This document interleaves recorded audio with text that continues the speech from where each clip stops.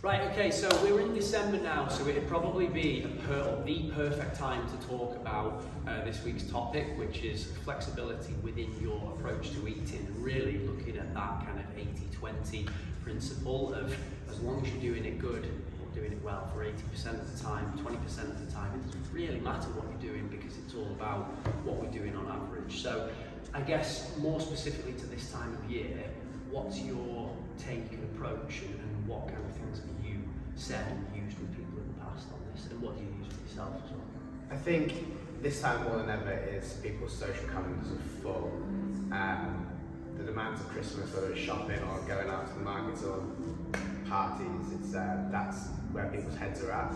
And so one of the biggest things I tell people, and try to myself, is I'll say, if you know you're going to go out on the piss, get your session done the day of or the day before. That way it's done, it's boxed off, because the likelihood of you doing it on a hangover or with a flat social battery is very unlikely, and even if you do it, it might not be as good as you'd hoped for it to be, and then give you more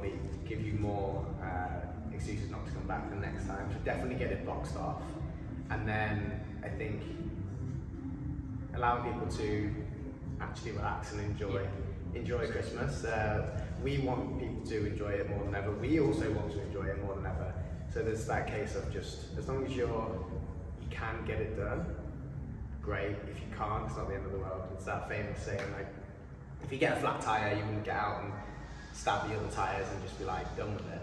It's a case of just, okay, fit it in where you can, plan for it as best you can, but if worse happens, then it's probably going to be all right.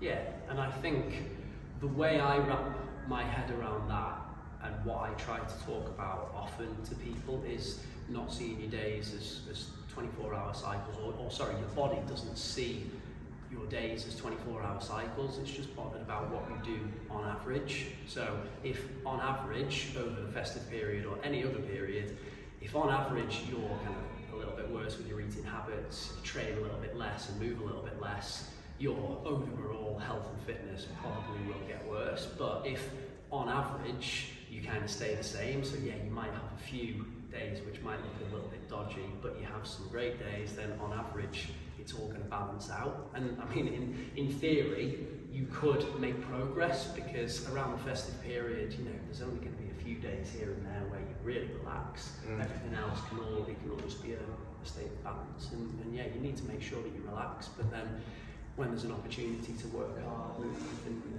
make some good choices, then do it. Yeah, take the pressure off the training as well. Like, don't use December as a month to probably set any goals or set any personal bests. Just come in, enjoy it. Everyone's in the same boat. Everyone's just trying to get it done and have a good time. So I would lean hard into that as well. Come in, smile on your face, get out, go to a Christmas party, have a good time.